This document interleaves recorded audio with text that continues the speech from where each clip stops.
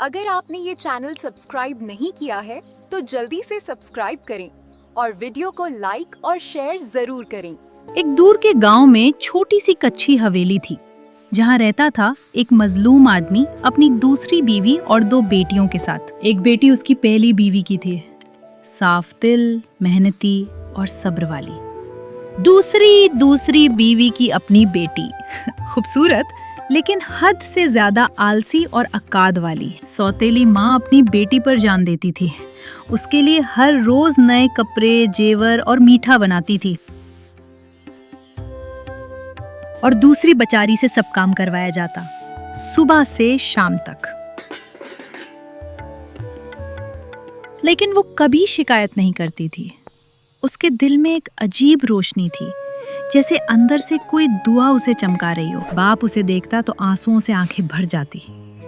ایک دن بولا، بیٹی، تو میرے لیے تقدیر سے بھی زیادہ قیمتی ہے۔ بیٹی نے کہا، ابا، آپ دعا کرتے رہنا، میں سب سنبھال لوں گی۔ اگلے دن سوتیلی ماں نے چال چلی۔ اس نے کہا، تم کسی بڑے گھر جاؤ، کام کرو، کمائی سے گھر سنبھال جائے گا۔ دراصل ماں چاہتی تھی کہ بیٹی مشکل میں پھنس جائے۔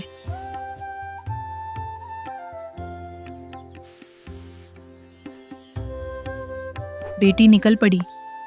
راستے میں ایک عجیب سفر اس کا انتظار کر رہا تھا۔ سب سے پہلے اس نے دیکھا ایک بولتا ہوا درخت۔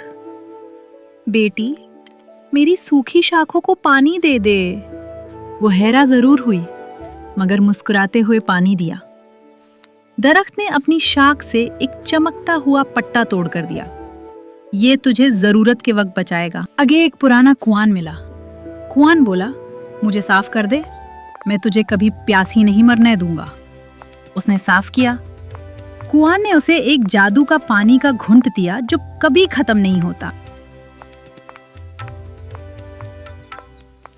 پھر ایک پرانی مٹی کی چولہا بولا، مجھے مٹی سے بھر دے، میں تجھے ایک راز بتاؤں گا۔ اس نے بھر دیا۔ تندور نے کہا، یاد رکھ، صبر کرنے والی روح پر خدا کا ہاتھ ہوتا ہے۔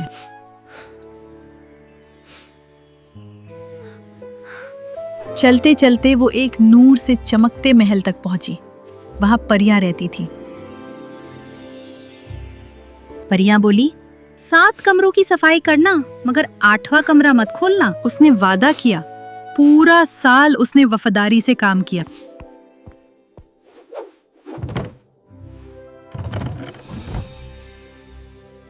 ایک دن پریاں نے کہا، تم نے اپنا وعدہ نبھایا، اب ہم تمہارا انعام دیں گے۔ وہ اسے لے گئے 8ویں کمرے میں۔ کمرہ کھلا تو اندر نور، سونا، چنڈی اور ایک جادو کا آئینہ تھا۔ پریاں بولی، جو تمہارا دل چاہے لے لو۔ اس نے کچھ نہیں اٹھایا، صرف کہا، مجھے صرف دعا چاہیے۔ تب آئینہ چمکا اور اس کے جسم پر سونا، موتی اور پھول چمکنے لگے۔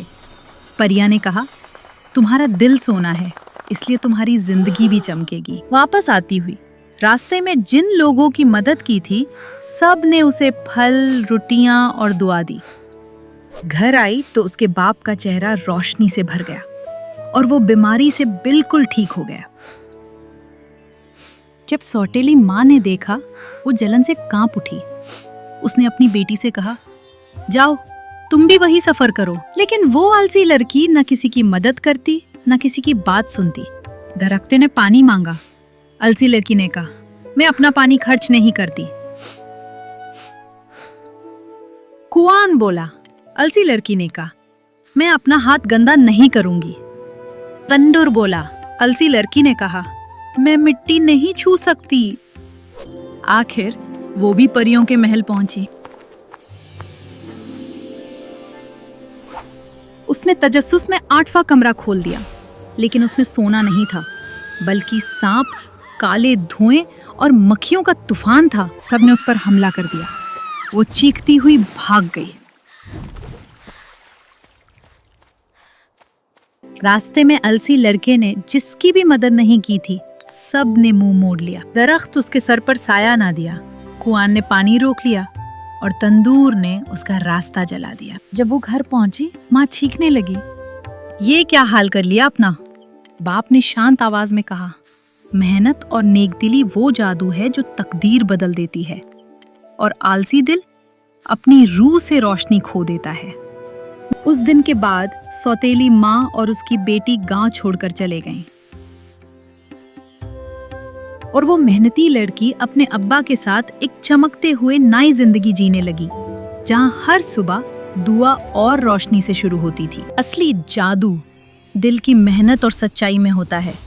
जो दूसरों के लिए रोशनी बन जाता है, उसके रास्ते कभी अंधेरे नहीं रहते। अगर आपने ये चैनल सब्सक्राइब नहीं किया है तो जल्दी से सब्सक्राइब करें और वीडियो को लाइक और शेयर जरूर करें।